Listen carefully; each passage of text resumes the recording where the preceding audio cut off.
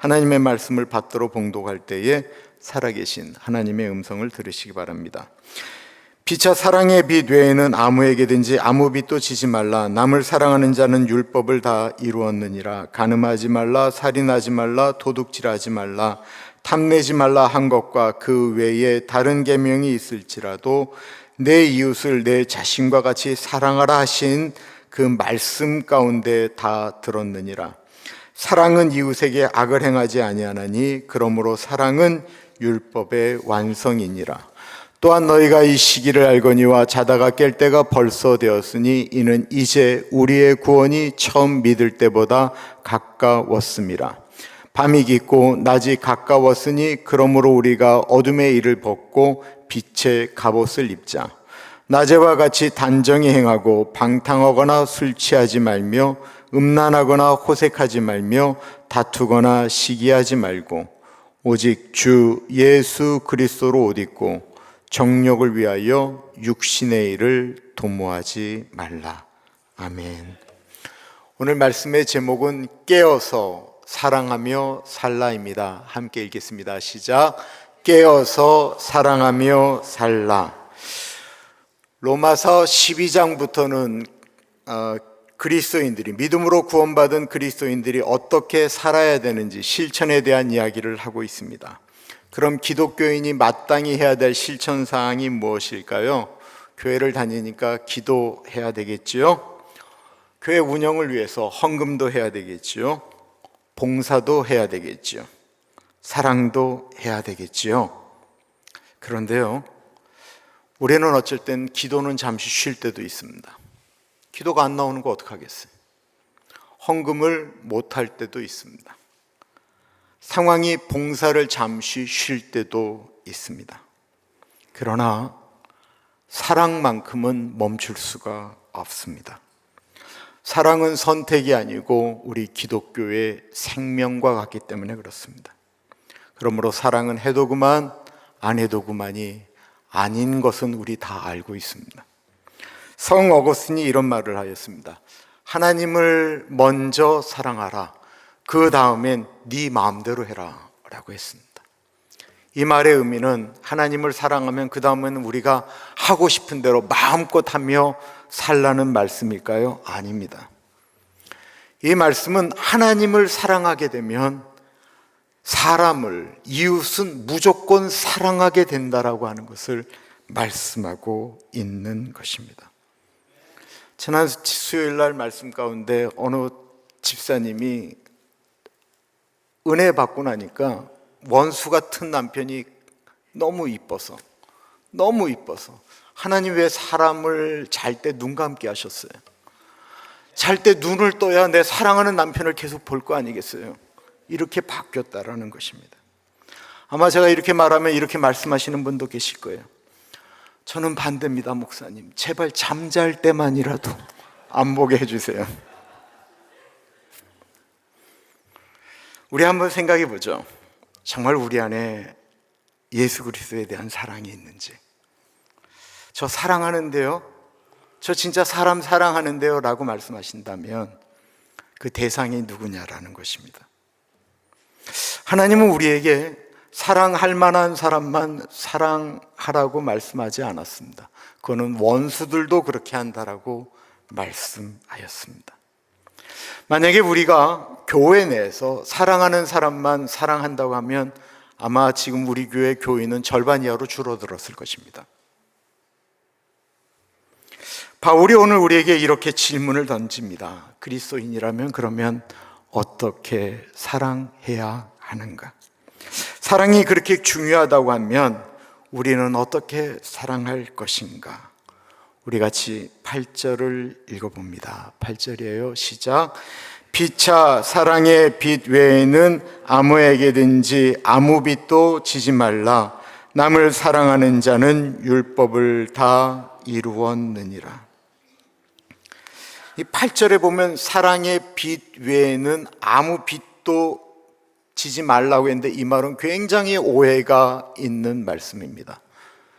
비치지 말라는 말인가요? 어떻게 빚을 안 져요?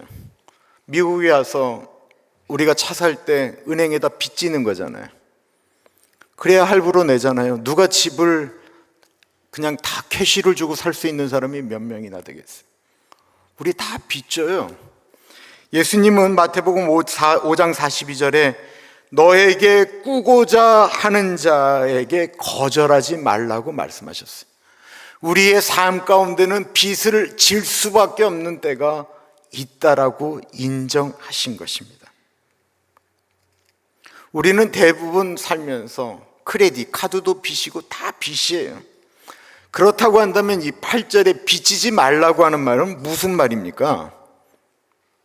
빚을 지는 것 자체는 죄가 아니지만 사랑의 빚을 잊지 말라라는 것입니다. 세상에서 지는 빚은요, 언젠가는 다 갚게 됩니다. 빚이 끝이 나요. 보통 3년, 5년 되면 차 페이먼트 다 끝이 나요. 빚지는 것들은 언젠가는 갚기 때문에 끝이 나는데, 사랑의 빚은 이건 평생 갚아야 될 할부라는 것입니다.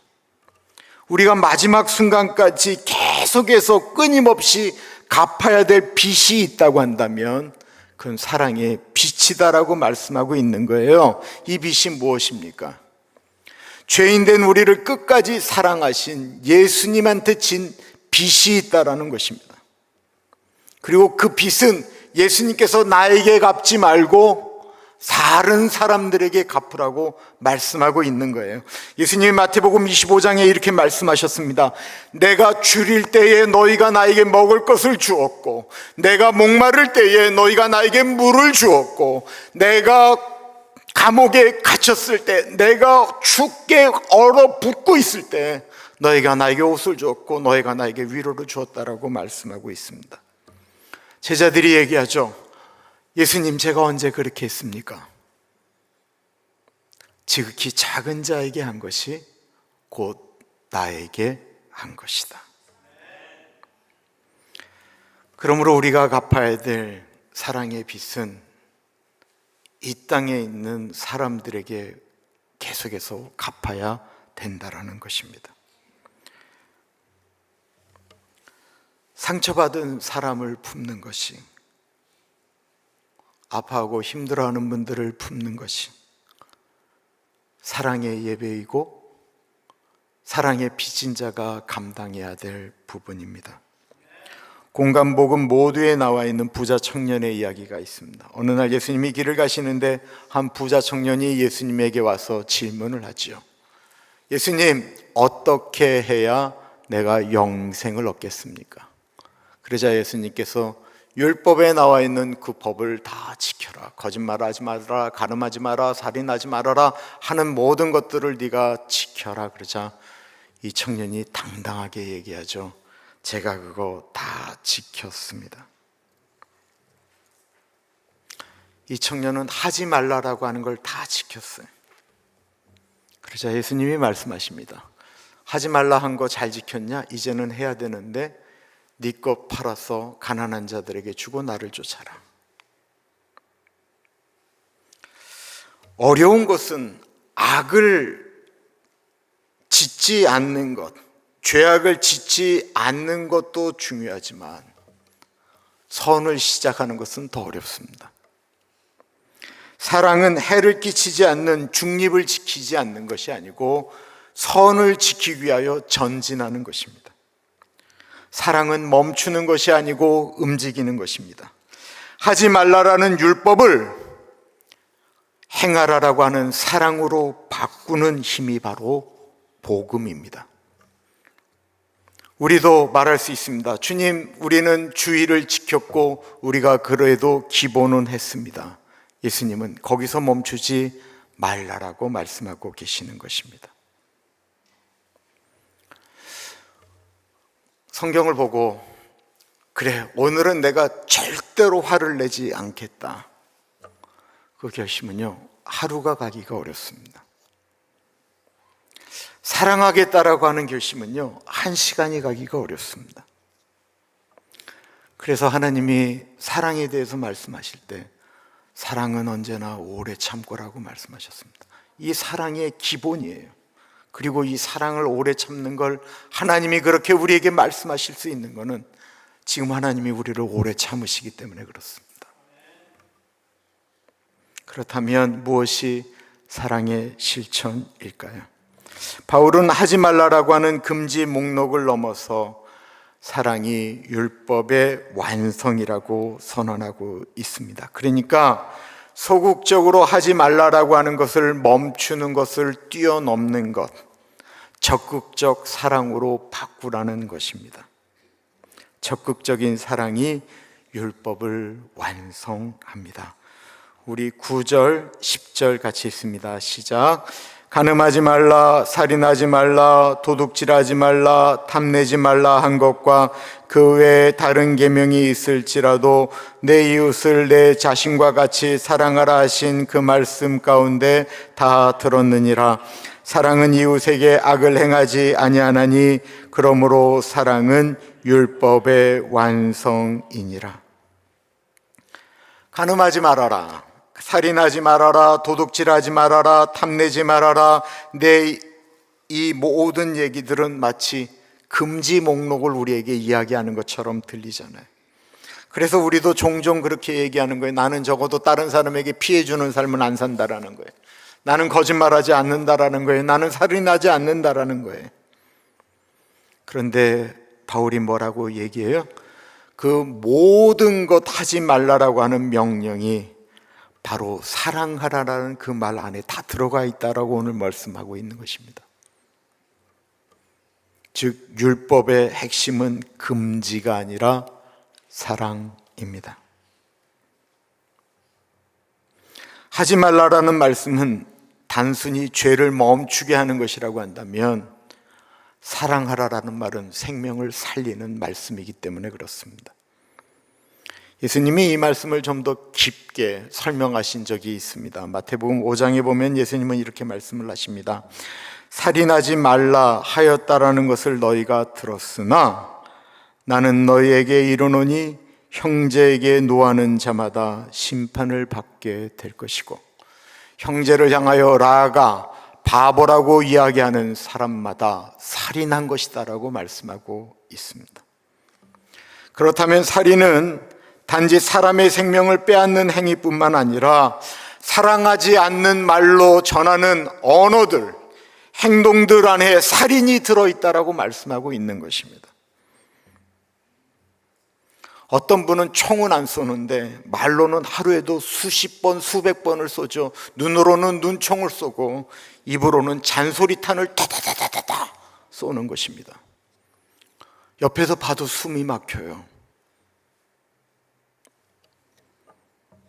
정태기 목사님 예전에는 참 되게 많이 들었던 분이 그 상담 책에 나온 내용이 너무 남편이 무례하고 무심하고 아내를 함부로 대해서 이 아내가 화병이 걸려서 시름시름 앓다가 의사에게 진단받은 것은 며칠 못 살고 죽는다라는 것이었습니다.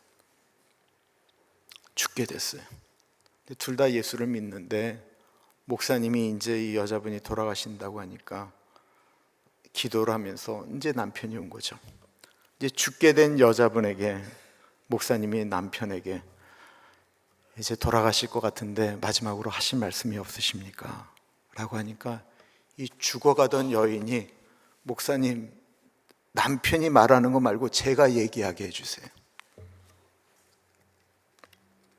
그리고는 무려 3일 동안 남편에게 받았던 아픔, 치욕들을 쏟아내기 시작했답니다. 결혼기념일 때때마다 잊어버린 것, 내 생일 챙기지 않은 것, 다른 여자들과 비교한 것, 당신 같은 여자하고 어떻게 사느냐고 얘기했던 내용들, 내가 정성스럽게 준비한 밥상 뒤집어 엎은 것. 이 남편이 그럴 사람이 아닌데 죽어가는 여자니까 3일 동안 그 얘기를 다 들었대요. 이 여자분이 3일 동안 이제 나 할 얘기 다 했어. 그리고 한숨을 후 쉬더래요. 그리고 돌아가신 게 아니고 회복이 됐습니다.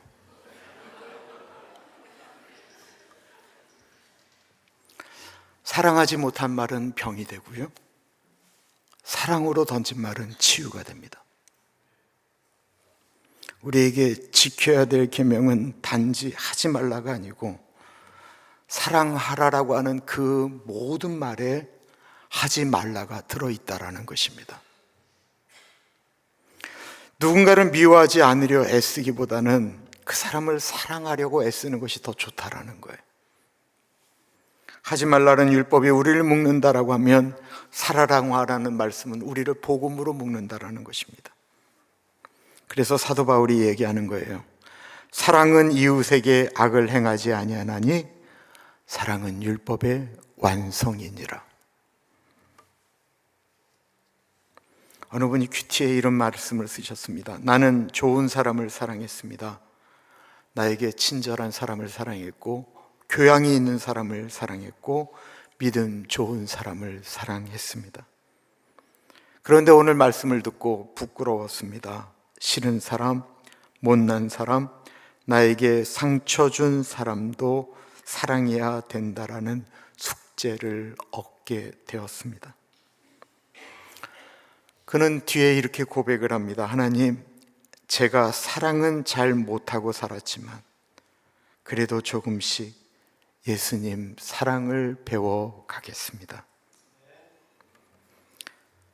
사랑은 완벽하게 하는 것이 아니고요, 사랑은 배워가는 거예요. 우리가 같이 살면서 배우자에게 사랑을 배워가잖아요. 그렇게 하면 돼요. 잘 못해도 계속 배우는 것, 그게 사랑의 실천입니다. 그렇다면 사랑의 실천은 구체적으로 언제, 어떻게 가능할까요? 바울이 이어서 이야기합니다. 사랑하며 깨어 있어라. 11절 같이 읽습니다. 시작. 또한 너희가 이 시기를 알거니와 자다가 깰 때가 벌써 되었으니 이는 이제 우리의 구원이 처음 믿을 때보다 가까웠습니다. 바울은 이 시기를 알라라고 이야기하면서 두 번에 걸쳐서 시간에 대해서 강조합니다. 그가 말하는 시간은 이 흘러가는 시간을 보통 우리가 크로노스라고 하잖아요. 시계 가운데 움직여지는 시간, 지금도 시간은 가고 있죠. 이게 크로노스라고 그래요. 그런데 바울이 이야기하는 시간은 카이로스, 바로 하나님이 개입하는 시간을 말하는 거죠. 세상에는 세 가지 시간적인 개념이 있습니다. 하나는 뭐냐면 시간은 돈다라는 거예요. 윤회라고 보통 이야기하죠. 이 세상은 끊임없이 똑같은 일의 반복이 되는 거예요. 그리고 거기에 우리의 인생을 던지면 우리는 어쩔 땐 사람으로도 태어나고 짐승으로도 태어난다라는 것입니다. 두 번째는 시간은 직선으로 나아간다라는 거예요. 처음과 끝이 있다라는 거예요. 이 두 번째 시간을 가지고 있는 사람들이 어떻게 보면 이 세상을 함부로 살 수 있고, 무신론자들이 그렇게 생각을 합니다. 세 번째가 하나님이 찾아오는 시간, 하나님께서 우리의 인생 가운데 경험하는 결정적인 사건의 시간을 바통 카이로스라고 이야기하죠. 대표적인 얘기를 하나를 들어보면 사도 바울이 예수 믿는 사람들을 잡아 죽이러 가는 그 다메섹 길 위에서 예수님을 만났던 그런 사건을 가리켜 카이로스라고 이야기하죠. 우리에게도 다 그런 시간이 있습니다. 이 카이로스를 경험하게 되면 한 사람의 영혼이 바뀌는 것이고 인생이 바뀌는 것입니다.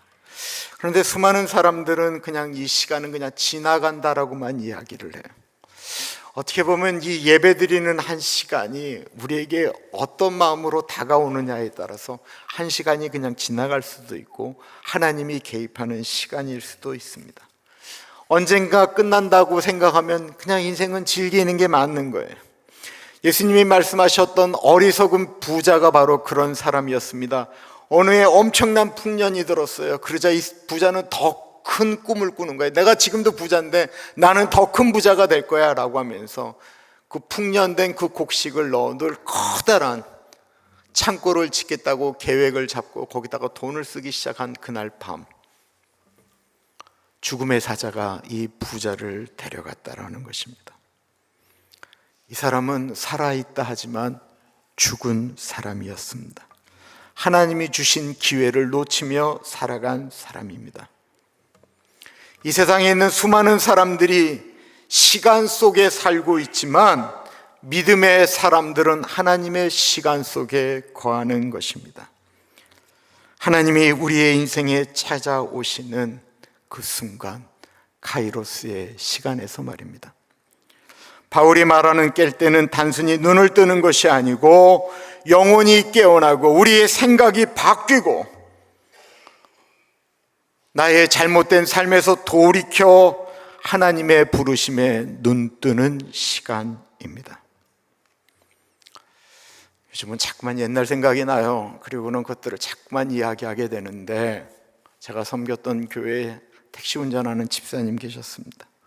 택시 운전하시는데 교회 와서도 정말 말씀을 너무 함부로 하시는 분이셨어요. 술, 담배, 여자, 이 모든 문제 때문에 아내와 아이들에게 얼마나 깊은 상처를 주고 살았는지 몰라요. 그의 인생은 그냥 크로노스에서, 인생은 노새 젊어서 놀다가 죽으면 끝이라는 거예요. 그래도 인생이 너무 미안하니까 때때마다 교회는 나와줬어요. 그러다가 어느 날 몸이 좀 아파서 갔더니만 말기암이라는 거예요. 그리고 의사가 뭐라고 했냐면 더 이상 치료할 방법이 없습니다.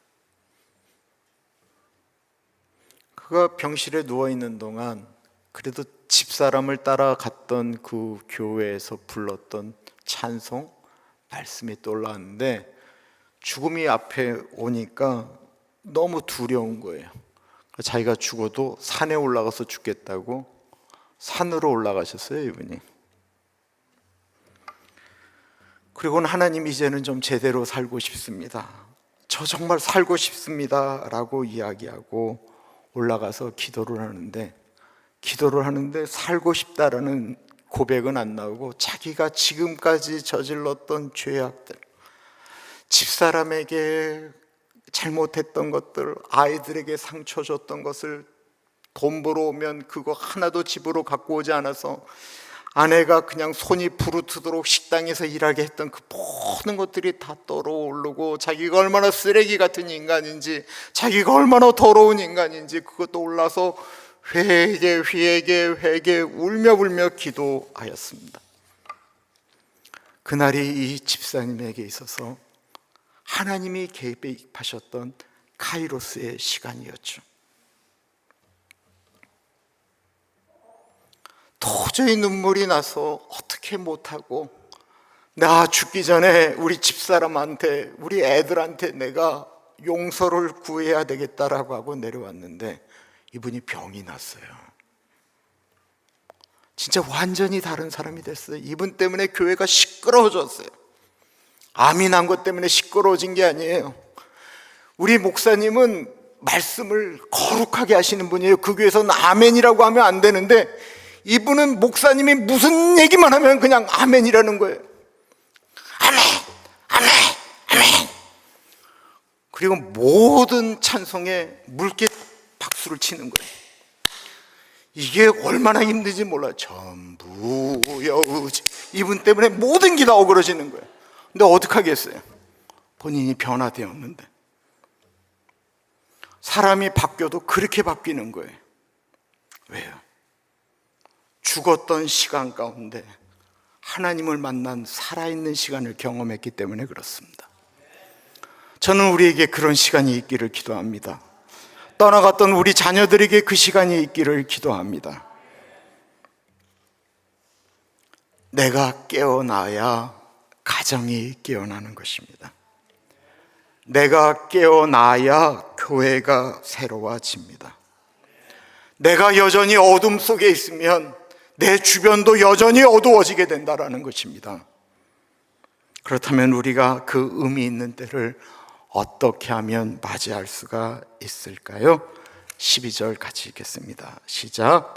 밤이 깊고 낮이 가까웠으니 그러므로 우리가 어두움의 일을 벗고 빛의 갑옷을 입자. 의미 있는 삶을 살려고 하면 빛의 자녀답게 살아야 됩니다.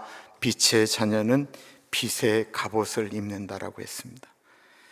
빛의 갑옷은요, 비싼 옷을 이야기하는 것이 아니고 우리의 마음이 새롭다라고 느껴지는 옷입니다.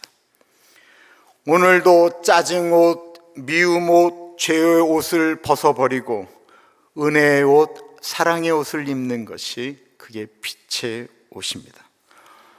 혹시 오늘 교회에 오시면서 짜증 옷을 입고 오신 분은 없으십니까? 내가 오늘 그 사람은 좀 비껴나가야 되는데. 고종 황제의 아버지가 그 유명한 흥선대원군이잖아요, 그죠? 흥선대원군이 했던 정책이 바로 나라를 봉쇄한다, 세국정책이잖아요. 세국정책은 서양의 모든 문물들을 다 안 받아들이겠다라는 거예요.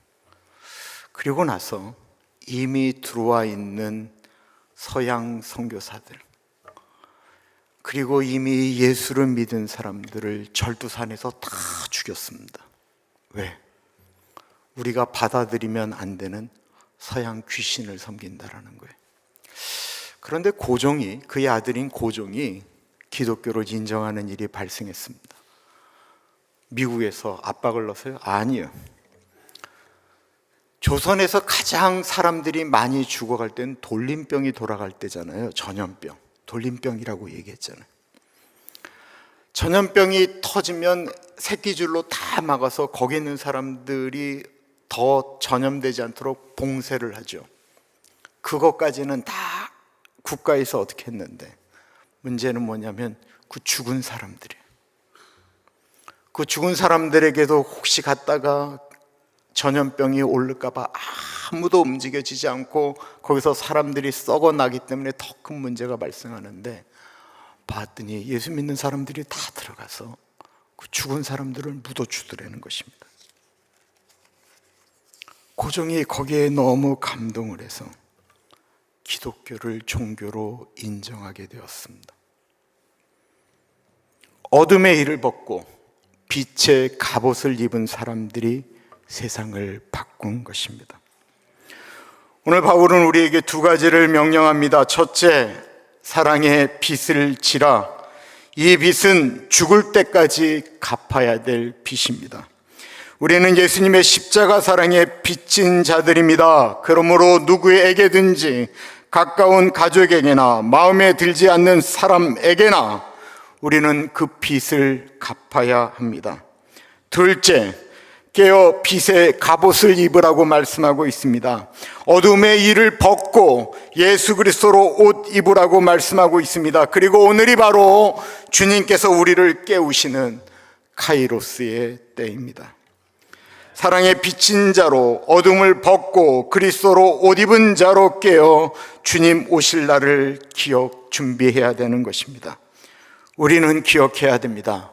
우리가 깨어날 때에 사랑이 깨어나고, 사랑이 깨어날 때 우리의 가정도 교회도 새로워집니다. 그리고 이제는 우리 교회들이 다시 한번 새로워져야만 이 세상은 달라질 것입니다. 지금이 바로 주님께서 우리를 깨우시는 시간입니다. 함께 고백해야 됩니다. 주님, 사랑의 빚진 자로 살겠습니다. 주님, 어둠을 벗고 그리스도로 옷 입겠습니다. 주님, 오늘도 깨어 사랑하며 살겠습니다. 주님께서 우리의 이 고백을 받으시고 우리의 가정과 우리의 교회와 또한 우리가 살고 있는 이 국가 가운데 다시 한번 빛이 환하게 열리는 그 놀라운 은총이 있기를 간절히 축원합니다. 기도합니다. 참으로 존귀하신 하나님, 오늘 우리에게 깨어 사랑하라는 말씀을 주셔서 감사합니다. 주님의 십자가 앞에서 우리가 얼마나 큰 사랑의 빚을 진 사람들인 줄을 깨닫게 하옵소서. 그 사랑을 우리 주변의 사람들에게 흘려보내게 하시고, 마음에 들지 않는 사람도 주님의 눈으로 사랑하게 하옵소서. 우리의 삶 속에서 어두움의 옷을 벗고 빛의 갑옷을 입게 하여 주옵소서. 세상이 어두워질수록 우리를 통해 주님의 빛이 비추게 하시고, 오늘이 바로 주님이 우리를 깨우시는 카이로스의 때임을 믿게 하옵소서. 이 시간 이후 깨어있는 마음으로 주님 다시 올 날을 준비하는 자가 되게 하여 주십시오. 사랑의 빛을 진 자로, 그리스도의 옷을 입은 자로, 빛의 사람으로 살게 하옵소서. 존귀하신 예수님 이름으로 기도드립니다. 아멘.